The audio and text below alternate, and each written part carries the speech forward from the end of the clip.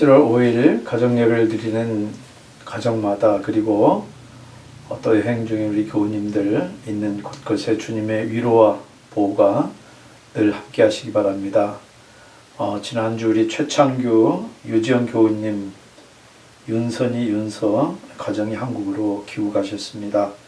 대신 여러분들에게 인사를 전합니다. 다음 주 주일 오후 7시부터 화상을 통해서 구약 민수기를 강의하려고 합니다. 제가 주보에 올려드린 그 링크에 클릭을 해서 들어오시면은 암호가 우리 교회 전화 끝번호인 3410입니다. 현장 예배는 8월 30일 주일 오후 3시에 드립니다.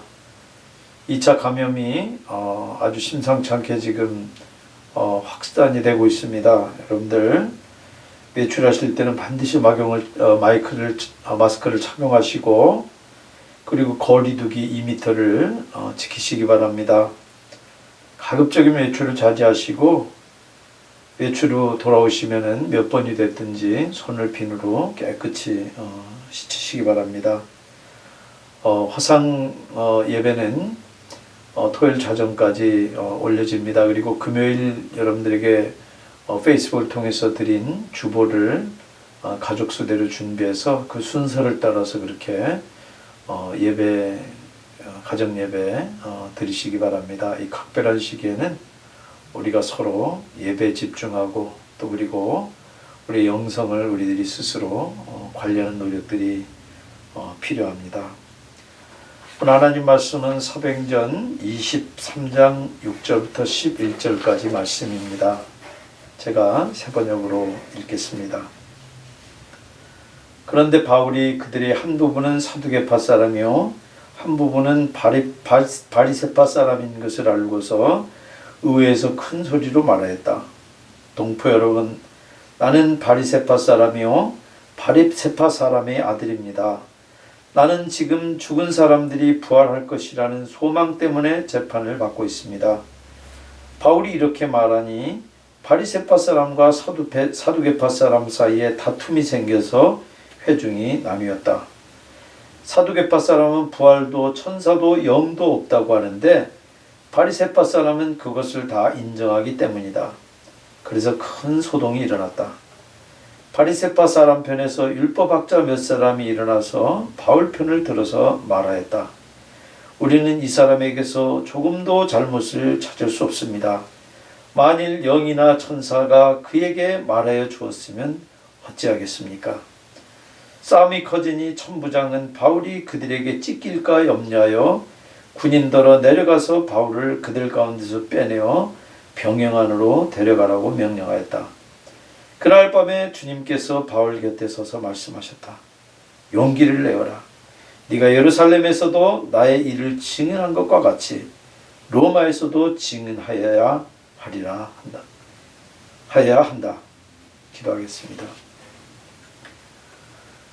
참 좋으신 하나님, 이 시간 주님의 음성을 사모하며 저희들이 특별히 주님의 간섭하심이 필요한 이 시기에 주님의 음성 듣기를 소원합니다. 성령 하나님 친히 선포하시고 감동하셔서 누가르감 기록하게 하신 이 말씀을 통해서 지금 우리 상황에 우리들에게도 말씀하시고 우리들도 주님을 만나는 시간 되도록 우리를 도와주시옵소서. 예수님 이름으로 기도합니다. 아멘. 바울이 안토니아 왕대에서 고문당하기 직전에 자신이 로마 시민인 것을 밝힙니다. 그래서 로마 시민에게만 보장되어 있는 그 기본권, 공정한 재판을 받을 권리를 보장받습니다. 그래서 합법적으로 재판을 받도록 천부장이 바울을 사내드린 공회로 보냅니다. 그때 공회 앞에서 바울이 1절, 동포 여러분, 나는 이날까지 하나님 앞에서 오로지 바른 양심을 가지고 살아왔습니다. 바울은 지금 공적으로 이런 양심 선언을 할 뿐만 아니라 믿음으로 낳은 아들 청년 목사 디모데에게 사적으로도 그런 양심 선언을 합니다. 디모데후서 1장 3절 보면은 나는 조상들을 본받아 깨끗한 양심으로 하나님을 섬깁니다. 우리 모두 다 공적으로나 사적으로 그리고 사람들 앞에서나 주님 앞에서 그런 깨끗한 양심 선언을 언제 어디서나 할 수 있기를 바랍니다. 여러분들 양심이 깨끗한 것만큼 복되고 기쁜 것이 더 있을까요? 우리가 빚이 있다가 빚만 갚아도 속이 다 후련합니다. 근데 예수 그리스도께서 우리들의 모든 죄의 빚을 십자가에서 다 갚으셨습니다. 그래서 paid in full. 우리는 더 이상 우리 죄책으로 인하여서 갚을 것이 남아있지 않습니다. 그 복된 은혜를 힘입어서 우리 양심이 깃털보다도 더 가볍게 된 것입니다. 그런 뜻에서 지금 깨끗한 양심이라고 바울이 이야기한 것입니다. 아, 죄사함을 받았으니까 나는 이제 아무것도 걸릴 것이 없다. 그런 뜻이 아닙니다. 구원파들이 그렇게 이해를 합니다. 그러니까 다시는 죄를 회개할 필요도 없다. 그런 터무니없는 주장을 하는 것입니다. 그런데 구원파뿐만 아니라 특별히 어떤 이념적으로 편향되어 있는 운동권 사람들이나 수구적인 그런 신앙인들도 스스로 가장 훌륭하고 잘못이 없다고 그렇게 믿습니다. 그래서 진영 논리라고 하는 그 동굴에 빠져서 더 넓은 세상을 보지 못하는 것입니다. 그리고 손으로 하늘을 가리고 지금 그렇게 사는 것입니다. 바울이 지금 사내들인 공회 앞에서 한 이 양심 선언은 내가 예수를 믿고 죄 사함 받아서 깨끗하게 된 그 양심을 따라서 특별히 지금 내가 고소당하는 이 부분에 대해 아무 잘못이 없다. 그런 얘기입니다. 근데 그 다음에 바울의 태도가 석연치 않게 보일 수 있습니다.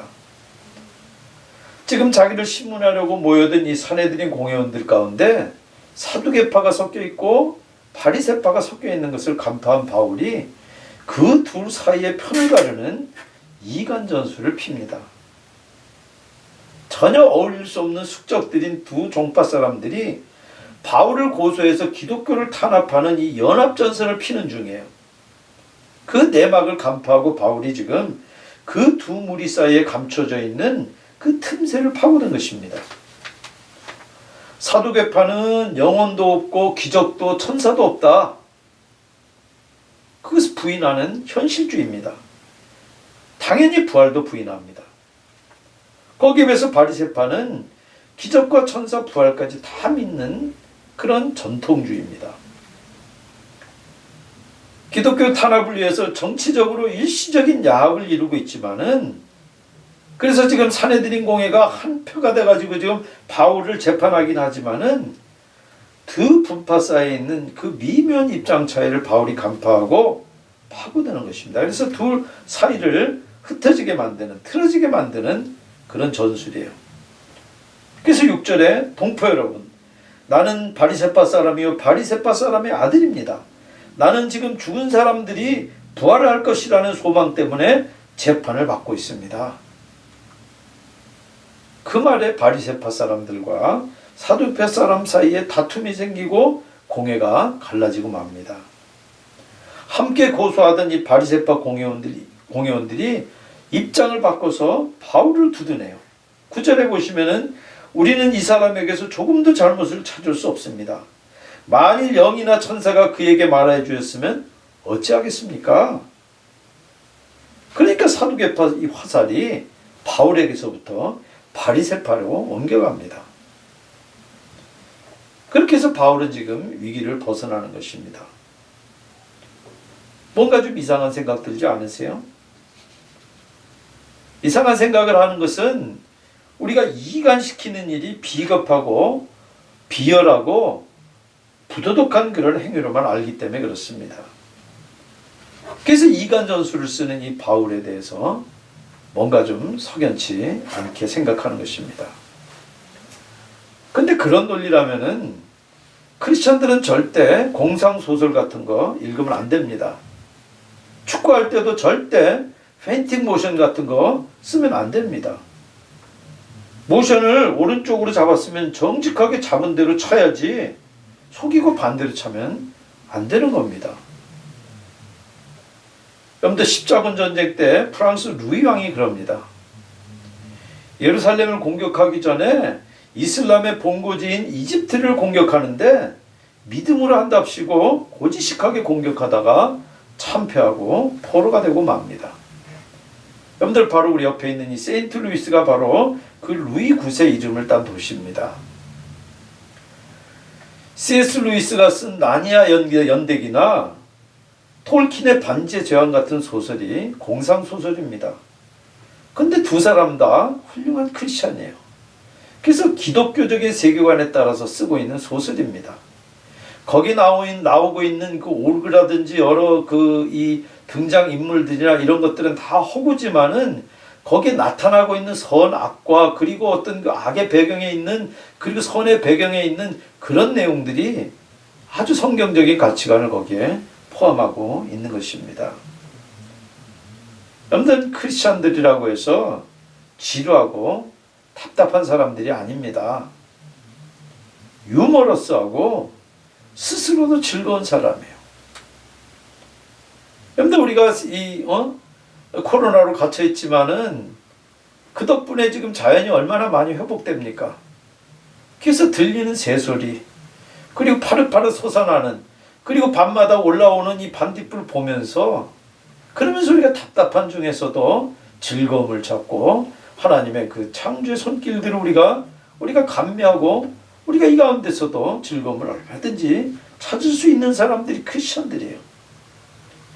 축구할 때도 페인팅도 잘 쓰고 기만전술도 써서 기왕 축구하는데 이겨야 될 거 아닙니까?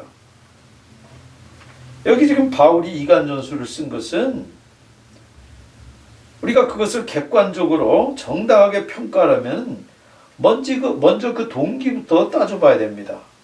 바울이 과연 어떤 비열한 동기가 있지 않는가? 그리고 어떤 거짓을 꾸며서 지금 이간질시키고 있지 않는가?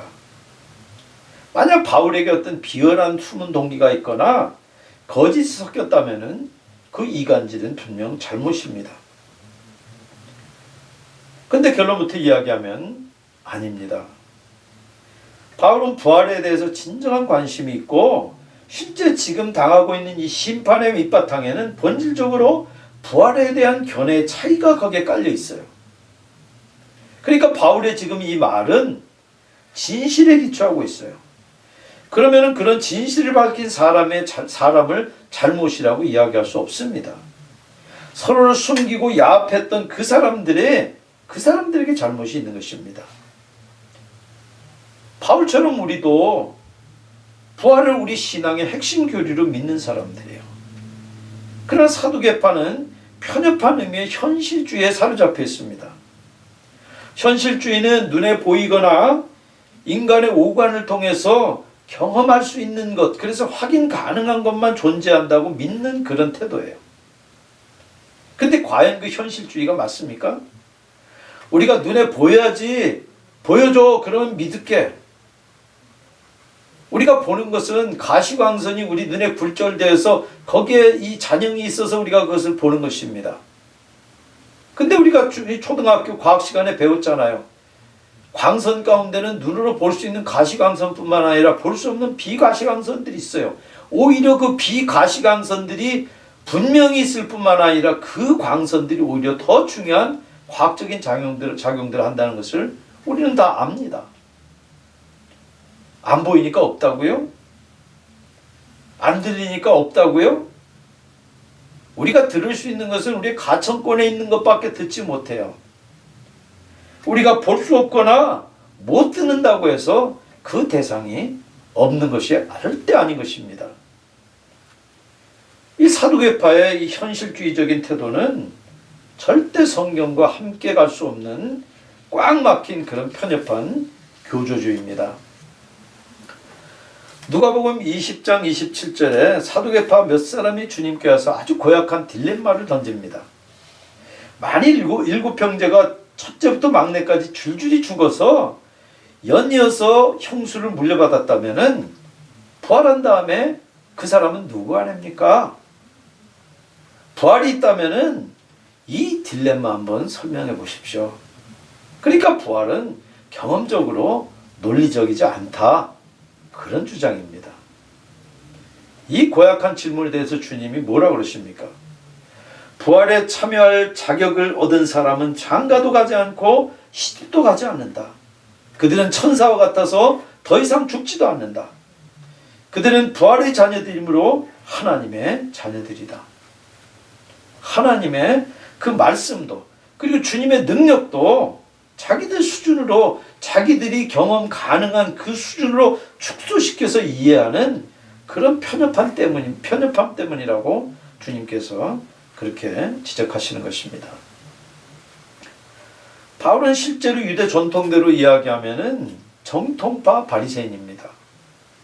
단지 선천적으로 바리새파 사람의 후손이라든지 후천적으로 바리새파 교육 받은 정도가 아니에요. 다마스쿠스를 가다가 주님을 만나기 전까지 바울은 극렬한 바리새파입니다. 여러분들 이 바리새파는 사두개파에 비해서 구약 성경을 훨씬 올바로 이해하는 사람들이에요. 특별히 부활에 대해서는 바리새파 사람들의 이해나 기독교 이해가 큰 차이가 없습니다. 다만 예수 그리스도의 부활을 부인하는 것이 달라요. 바로 그 이유로 지금 바울이 신문을 받고 있는 것입니다. 그 진실과 그 진실에 대한 정확한 이해를 바탕으로 해서 지금 사실관계를 바울이 밝힌 것이지 없는 걸 꾸며서 악의적으로 이간질시킨 것이 아닙니다. 순전한 동기로 거짓이 아닌 진실을 지적해서 그것 때문에 두 무리가 서로 등지고 그렇게 해서 싸우게 된다 그러면은 그건 바울의 책임이 아닙니다. 야합했던 두 무리가 비로소 서로 정체가 탄로난 것이고 바울에게서 그 이간의 책임을 물을 수가 없는 것입니다. 결국 이 일로 사내들인 공회는 일대소동에 휩싸입니다. 바리새인들도 부활에 대해서만큼은 사도 바울과 다를 것이 없는 만큼 바울 편을 들 수밖에 없어요. 만약 바울이 유죄가 된다면은 바리새파 모두가 유죄가 되기 때문이에요. 결국 바울에게서 아무 잘못에 대한 혐의점을 찾을 수 없다. 피어리어드. 그렇게 바리새파 공회원들이 선언해 버립니다. 그렇게 해서 일대 아주 갈등이 빌어지니까 여태까지 정치적으로 일시적인 연합전선을 폈던 그 야합이 깨지고 공회가 걷잡을 수 없는 그런 논쟁에 빠져듭니다. 바리새파와 사두개파 사이의 논쟁이 너무 격렬해지니까 천부장 루시아가 세 번째로 바울을 구해서 안토니아 망대 그 병영으로 데려가서 보호합니다. 여러분들 이 23장 1절부터 쭉 보시면은 바울이 사내들인 공회의 의장인 대제사장 아나니아와 맞닥뜨렸습니다.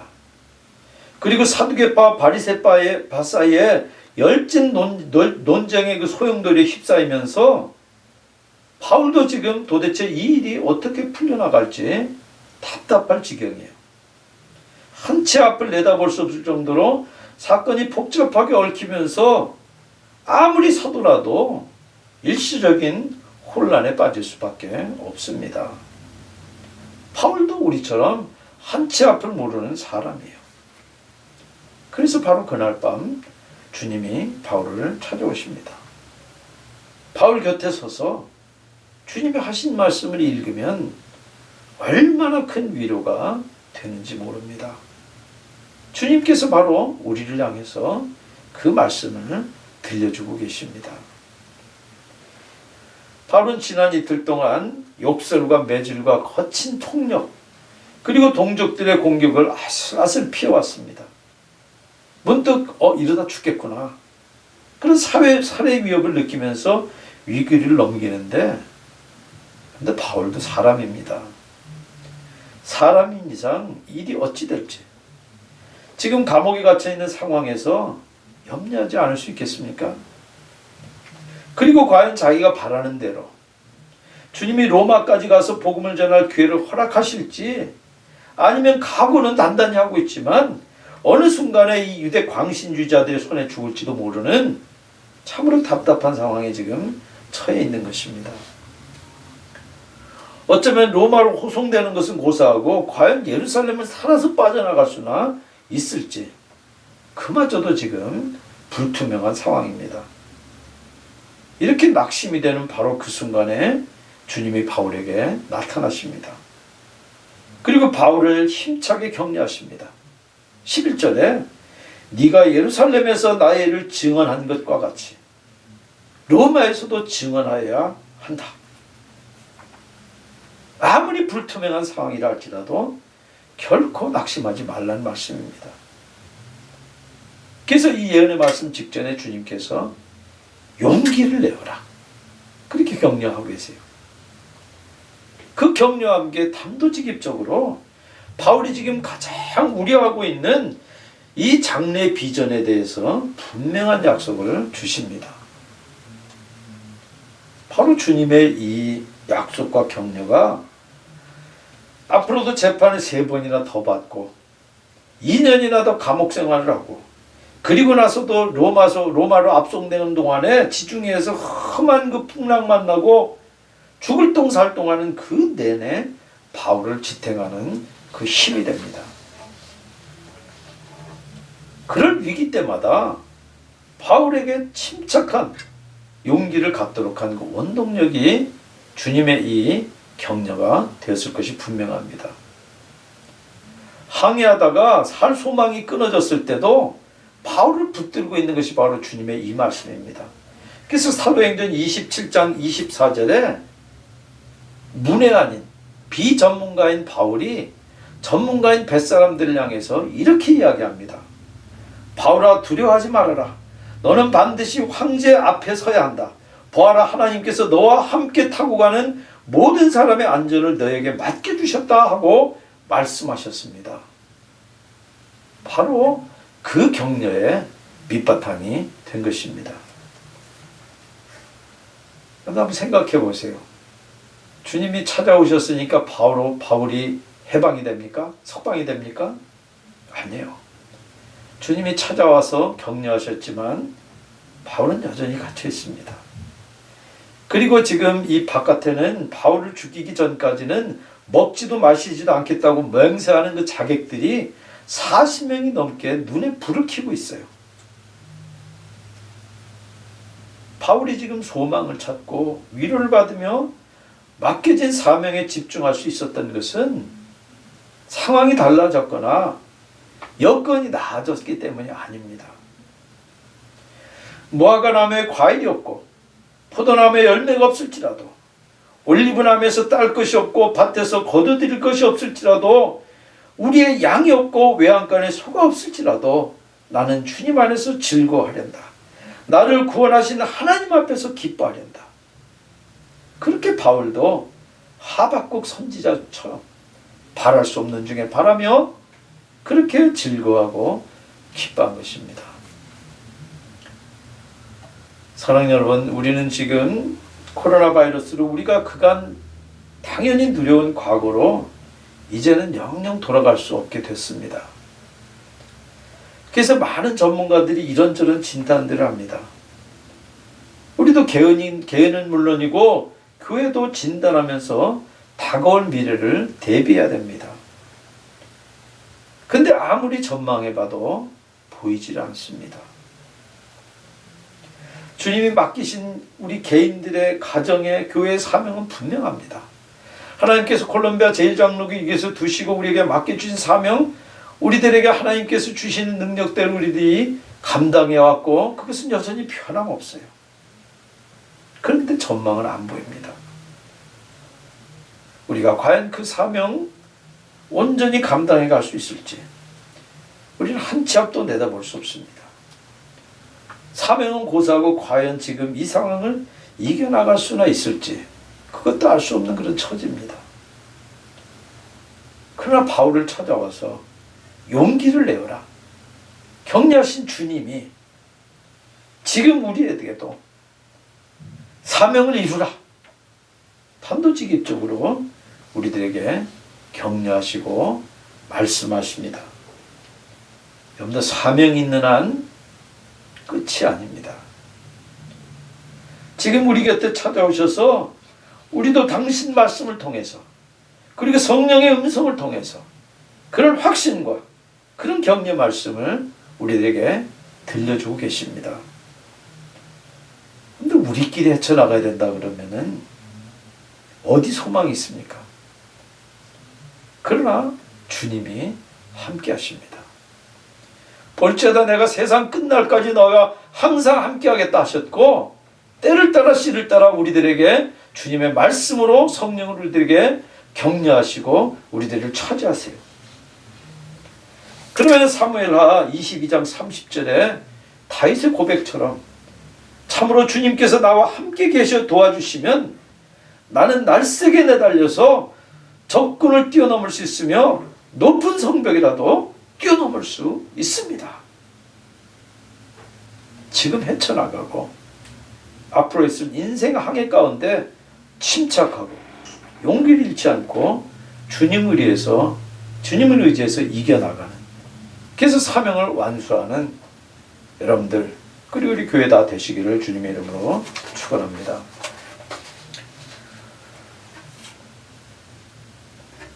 바울을 격려하신 주님, 오늘도 이 말씀으로 우리를 격려하시니 바울이 이 말씀에서 소망을 얻고 위로를 받으며 그 사명에 매진한 것처럼 우리들도 그와 같도록 우리를 도와주시옵소서. 예수님 이름으로 기도합니다. 아멘. 찬송가 374장 같이 찬송하시겠습니다. 나의 믿음 약할 때에 주가 붙드네. 마귀 나를 꾀일 때에 주가 붙드네. 나를 붙드네. 나를 붙드네. 사랑하는 나의 주 나를 붙드네. 우리 구주 아니면 서지 못하네. 나의 사랑 식을 때에 주가 붙드네. 나를 붙드네. 나를 붙드네. 사랑하는 나의 주 나를 붙드네. 나를 귀히 보시고 항상 붙드네. 구원 얻은 사람을 항상 붙드네. 나를 붙드네. 나를 붙드네. 사랑하는 나의 주 나를 붙드네. 나의 영혼 약할 때에 주가 붙드네. 피를 흘려 샀으니 주가 붙드네. 나를 붙드네. 나를 붙드네. 사랑하는 나를 붙드는